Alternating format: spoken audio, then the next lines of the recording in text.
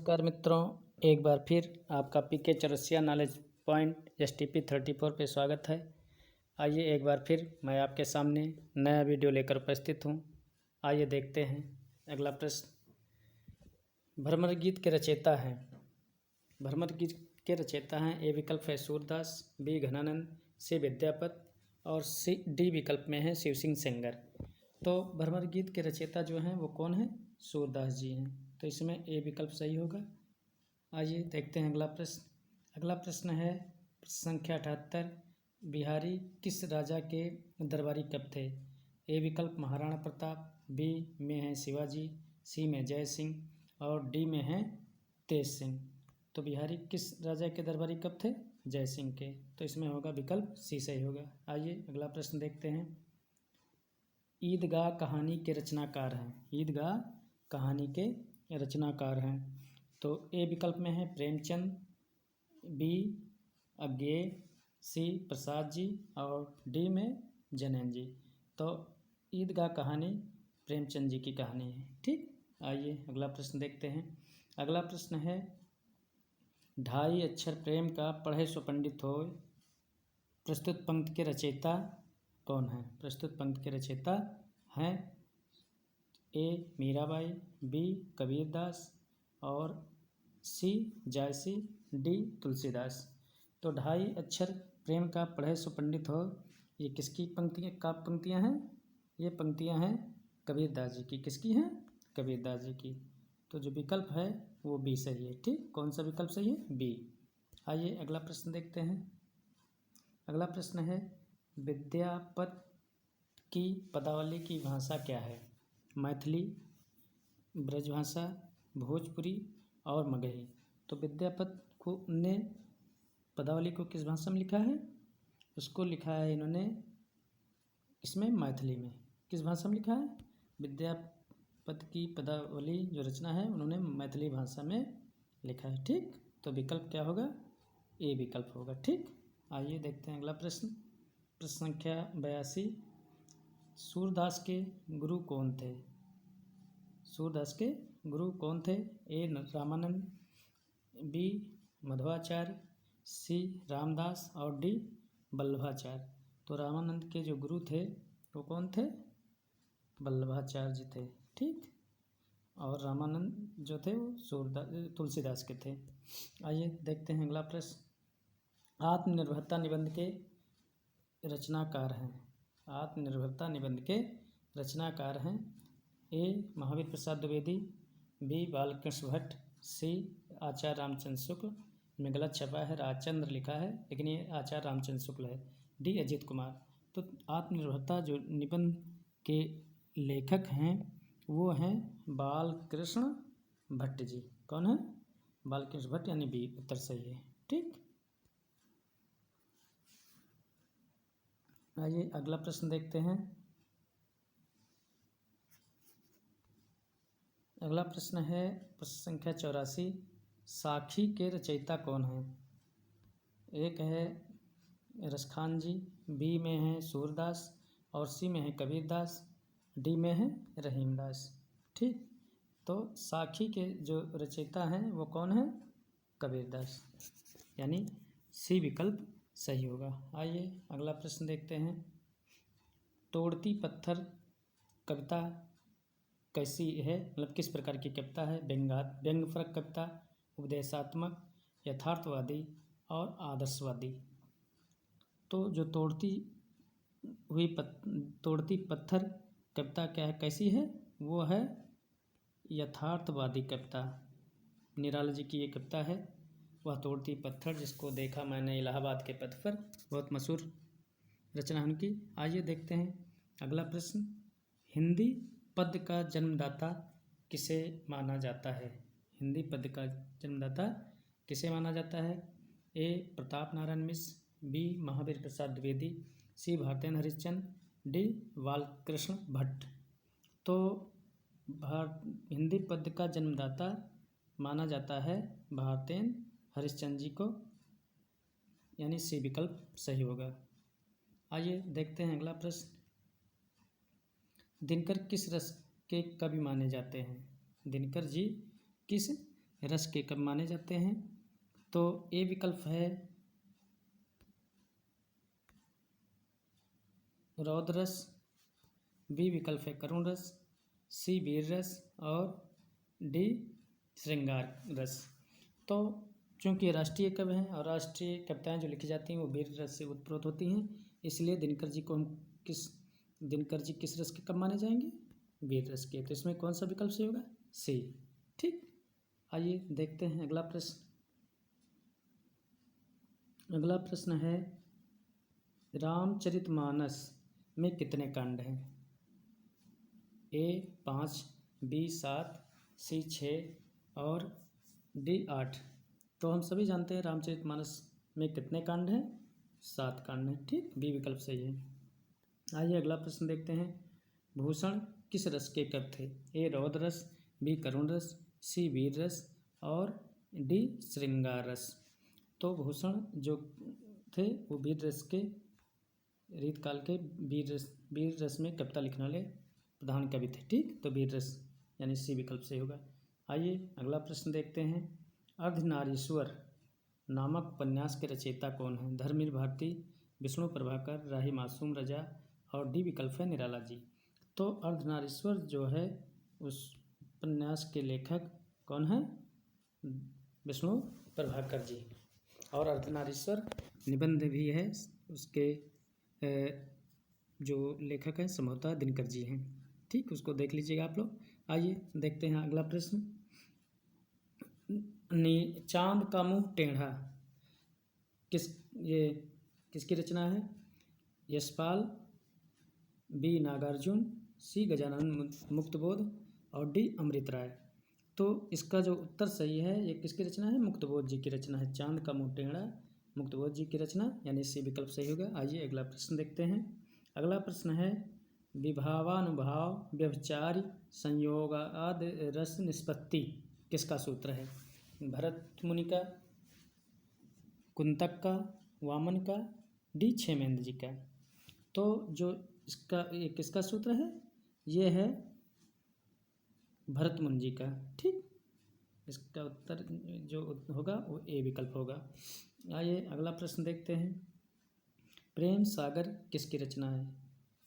ए विकल्प मुंशी सदा सुखलाल, बी सदल मिश्र और सी लल्लू लाल जी, डी राम प्रसाद निरंजनी।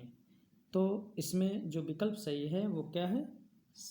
सी लल्लू लाल की रचना है प्रेम सागर। मुंशी सदा सुखलाल की है सुख सागर और सदल मिश्र ने लिखा नाचकेतोपाख्यान।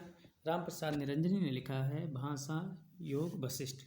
ठीक, आइए देखते हैं अगला प्रश्न। सूरदास ने किस भाषा में सूर सागर की रचना की है?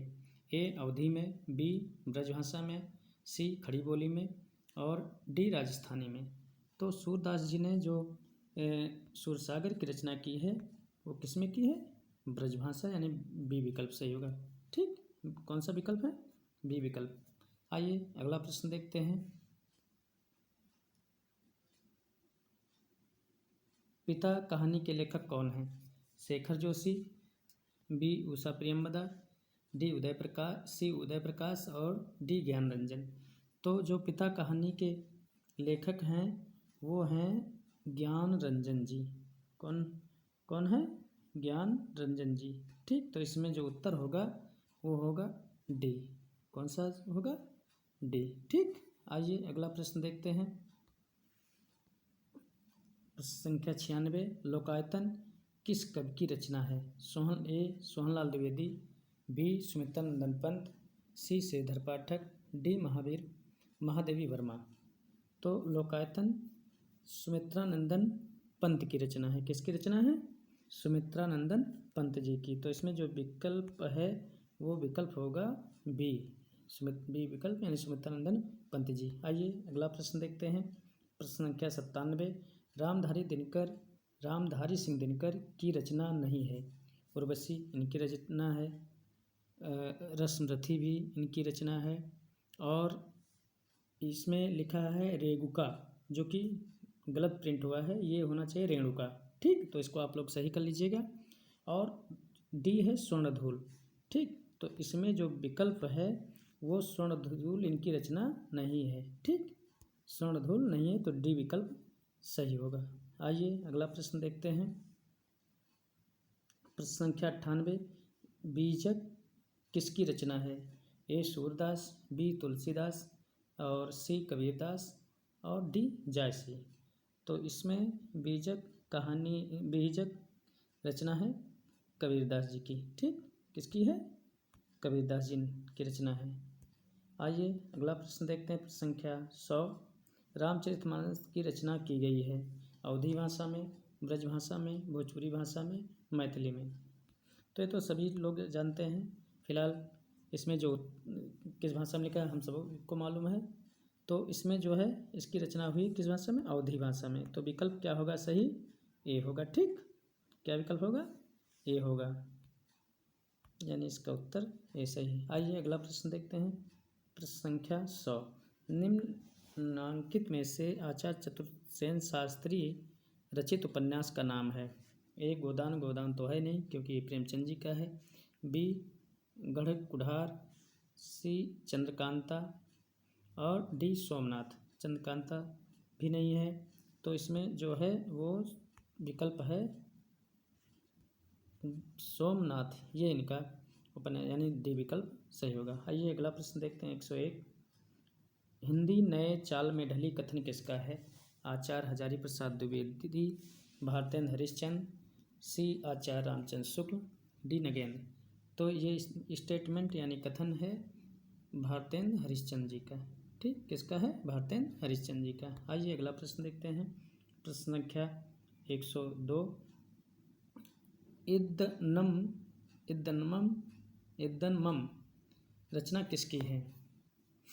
तो ममता कालिया, बी मन्नू भंडारी, सी चित्रा मुदगल, डी मैत्रेयी पुष्पा। तो 102 जो इसका उत्तर होगा, ये किसकी रचना है? ये है मैत्रेयी पुष्पा जी की।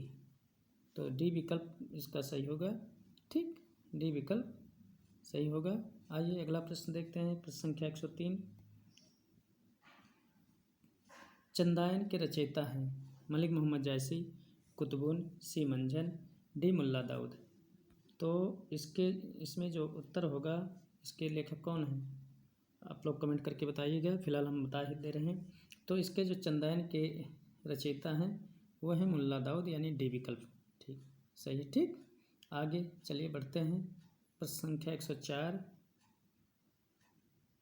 आधुनिक हिंदी साहित्य की पहली आत्मकथा के लेखक कौन माने जाते हैं? बाबू श्याम सुंदर दास, देवेंद्र। प्रश्न है, फिर से पढ़ लीजिए। आधुनिक हिंदी साहित्य की पहली आत्मकथा के लेखक कौन माने जाते हैं? ए बाबू श्याम सुंदर दास, बी देवेंद्र सत्यार्थी, सी हरवंश राय बच्चन, डी जयशंकर प्रसाद। तो इसका जो उत्तर है, इसको माना जाता है बाबू श्याम सुंदर दास जी को। ठीक, आइए अगला प्रश्न देखते हैं। प्रश्न संख्या 105, आवारा मसीहा जीवनी में किसका जीवन चरित्र है? बंकिम चंद्र चटर्जी, शरत चंद्र चट्टोपाध्याय, सी भगत सिंह, डी जैनेन्द्र कुमार। तो इसमें एक किसकी जीवनी है? शरत चंद्र चट्टोपाध्याय की, यानी बी विकल्प सही है। और इसके जो लेखक हैं वो हैं विष्णु प्रभाकर जी की। ठीक, आइए आगे देखते हैं अगला प्रश्न। प्रश्न संख्या 106, निम्नांकित में से रीतकालीन कवि कौन है? मीराबाई, बी सूरदास, सी नाभादास और डी बिहारी लाल। तो इसमें प्रश्न से ही स्पष्ट है, इसका विकल्प क्या होगा? डी होगा, क्योंकि बिहारी लाल रीतकाल के कवि हैं, जो रीतकाल की तीनों धाराओं में से रीत सिद्ध के कवि हैं। ठीक, आइए अगला प्रश्न देखते हैं। प्रश्न संख्या 107, अपने अपने पिंजरे आत्मकथा किसकी है?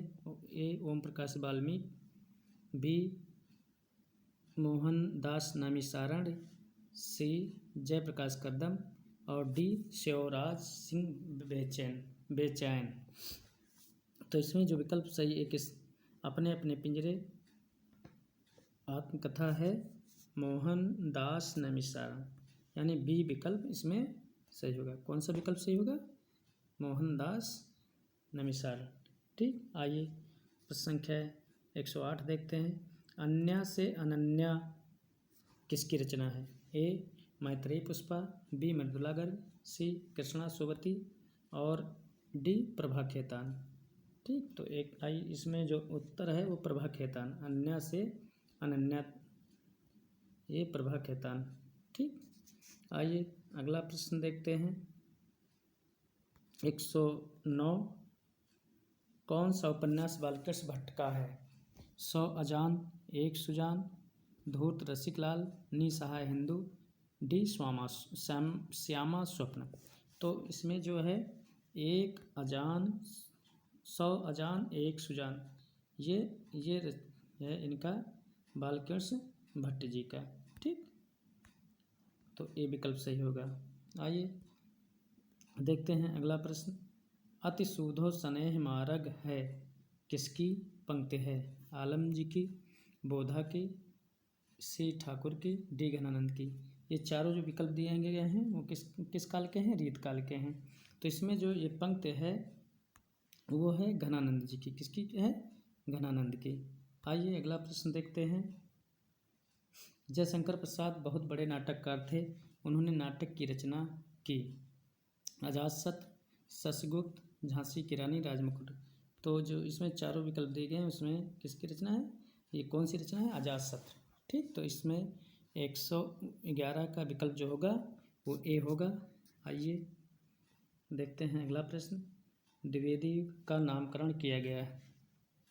आचार्य हजारी प्रसाद द्विवेदी के नाम पर, शांत प्रिय द्विवेदी के नाम पर, सी विकल्प आचार्य महावीर प्रसाद द्विवेदी के नाम पर और डी विकल्प सोहनलाल द्विवेदी के नाम पर। तो जैसा कि मित्रों हम सभी लोग जानते हैं जो द्विवेदी का नामकरण हुआ है वो किसके नाम पर हुआ है? आचार्य महावीर प्रसाद द्विवेदी। इसलिए जो विकल्प सही है वो सी विकल्प सही है। आइए संख्या 113। आचार्य महावीर प्रसाद द्विवेदी ने आदिकाल को क्या संज्ञा दी है? ए चारण काल, बी आदिकाल, सी पीर काल और डी बीजोपन काल। तो आचार्य महावीर प्रसाद द्विवेदी जी ने आदिकाल को क्या कहा है? बीजोपन काल का है। क्या कहा है? बीजोपन काल। तो यानी विकल्प इसमें डी सही होगा। ठीक, आइए अगला प्रश्न देखते हैं। प्रश्न संख्या 114। प्रश्न संख्या 114 छायावाद प्रवृत्ति की रचना सबसे पहले दिखाई पड़ी। सुमित्रानंद पंत की कविता में, मुकुटधर पांडे की रचनाओं में, सूर्यकांत त्रिपाठी निराला की में और ये श्रीधर पाठक में लिखा है। ये गलत है, इसका मिसप्रिंट हो गया है, ये होगा श्रीधर पाठक। तो छायावाद प्रवृत्ति की रचना सबसे पहले दिखाई पड़ी किसमें? मुकुटधर पांडे में। ठीक, मुकुटधर पांडे जी की रचनाओं में दिखाई पड़ी, यानी बी विकल्प सही होगा। ठीक, आइए अगला प्रश्न देखते हैं। किस कवि को कवियों का कवि कहा जाता है? किस कवि को कवियों का कवि कहा जाता है? ए धर्मवीर भारती, बी शमशेर बहादुर सिंह, सी रघुवीर सिंह और डी सर्वेश्वर दयाल सक्सेना। तो कवियों का कवि शमशेर बहादुर सिंह को कहा जाता है। बी विकल्प सही है। मित्रों इसी के साथ मैं अगली वीडियो में फिर मिलूँगा आपसे। आज के लिए इतना ही, लेकिन जाने से पहले मैं आप लोगों से निवेदन करता हूँ कि मेरे चैनल को सब्सक्राइब करें, लाइक करें और जो भी आपको कमेंट करना हो कमेंट करके बताएं, ताकि हम फिर आपके सामने एक नया वीडियो लेकर प्रस्तुत हो। धन्यवाद मित्रों।